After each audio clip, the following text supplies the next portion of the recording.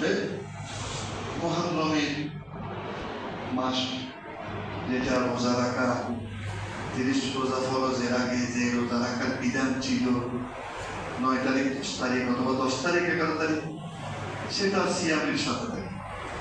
প্রত্যেকটি মাসে 13 তারিখ 14 তারিখ সোমবার বৃহস্পতিবার, আর এই সিয়ামগুলো যদি আমরা পালন করে থাকি, মনে হবে না যে আমরা রোজাকে হারিয়েছি, বরং রোজার মাধ্যমেই আমাদের শক্তি তৈরি হয়।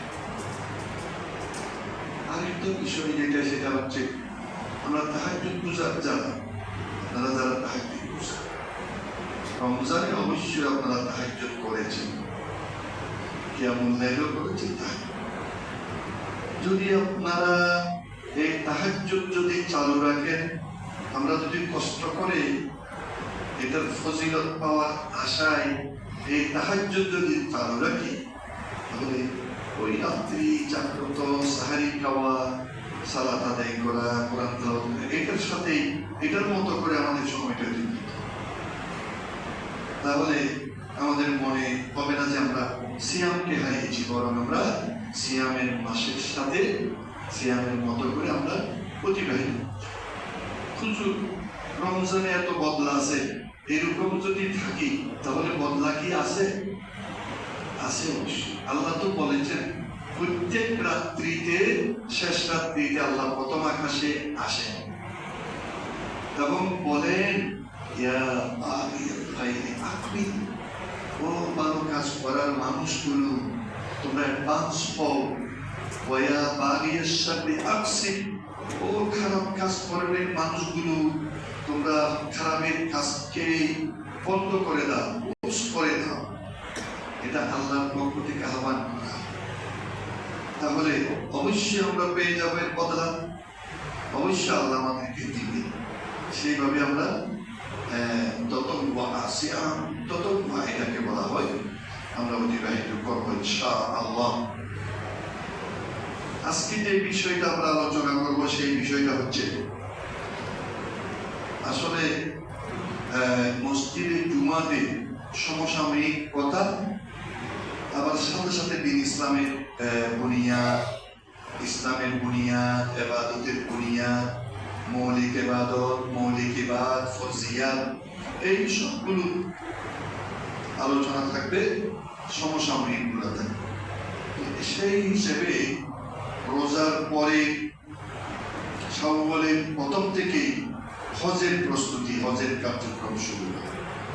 সেই হিসাবে আমরা আজকের বিষয়ে মক্কা শরীফের ইতিহাস থেকে আমরা আজকে খুতবার আলোকে কথা বলবো ইনশাআল্লাহ। মক্কা শরীফের ইতিহাস কোরআন বলছে, আমাদের যা জানা আছে সেটা কোরআন থেকে, পাশাপাশি অন্যান্য গ্রন্থ থেকে জানা থাকলেও সরাসরি কোরআন বলছে মক্কা শরীফের ইতিহাস। কি বলছে কোরআন? এটা পৃথিবীর প্রথম ঘর। কোরআন বলছে এটা পৃথিবীর প্রথম কোন ঘর? কাবা ঘর। তাহলে কাবা ঘরের আগে আল্লাহ তাআলা পৃথিবীতে কোন ঘর ছিল না, এটা আল্লাহ নিজে বলছেন। আউওয়ালা বাইতিন, ইন্না আউওয়ালা বাইতিন, এটা পৃথিবীর প্রথম ঘর। বুঝিয়া লিন-নাস, নাস মানে মানুষ, মানুষের কল্যাণের জন্য এই ঘর। বুঝিয়া লিন-নাস, মানুষের কল্যাণ। লাল্লাযী বিবাক্কা, এটা মক্কায় অবস্থিত। মক্কার পূর্ব নাম ছিল বাক্কা, তাহলে এটা মক্কায় অবস্থিত। মুবারাকান, এটা বরকতময়।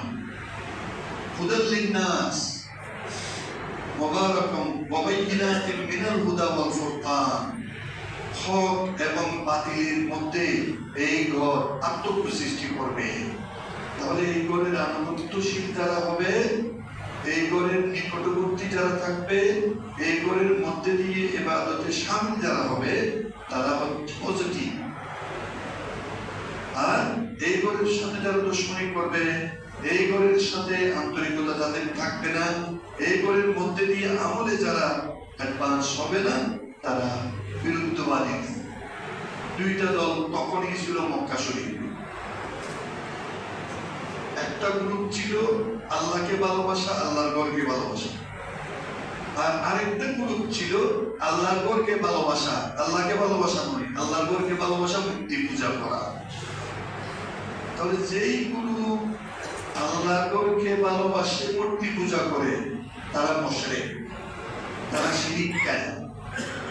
আর যে গ্রুপ ছিল আল্লাহকে ভালোবাসা, আল্লাহর ঘরের মাধ্যমে আল্লাহর নৈকট্যবর্তী লাভ করা, তারা ছিল পজিটিভ। তাদেরকে বলা হচ্ছে তোমাদের পিতা প্রপিতা ইব্রাহিমকে এই ঘর পবিত্র করার জন্য পাঠিয়েছিল,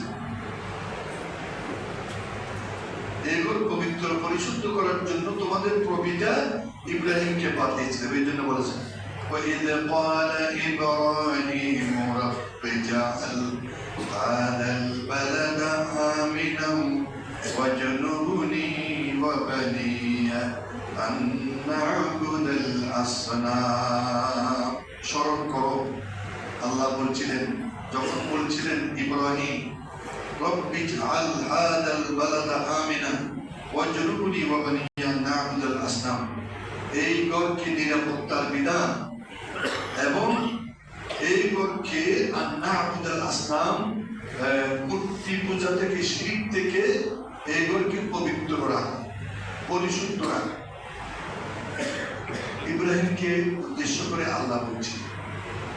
তারপরে বলছেন وَإِذْ يَرْفَعُ إِبْرَاهِيمُ الْقَوَاعِدَ مِنَ الْبَيْتِ وَإِسْمَاعِيلُ, যখন ইব্রাহিম আলাইহিস সালাম, ইসমাঈল আলাইহিস সালাম এই ঘরকে নির্মাণ করলেন, ইয়ারফাউ নির্মাণ করলেন, নির্ধারণ করলেন, ربنا تقبل منا إنك أنت السميع العليم।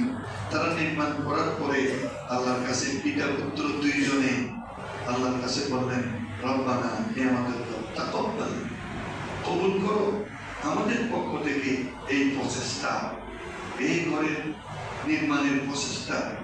ইন্নাকা আনতাস সামিউ, আপনি হচ্ছেন সামিউল আলিম, সর্বশ্রোতা।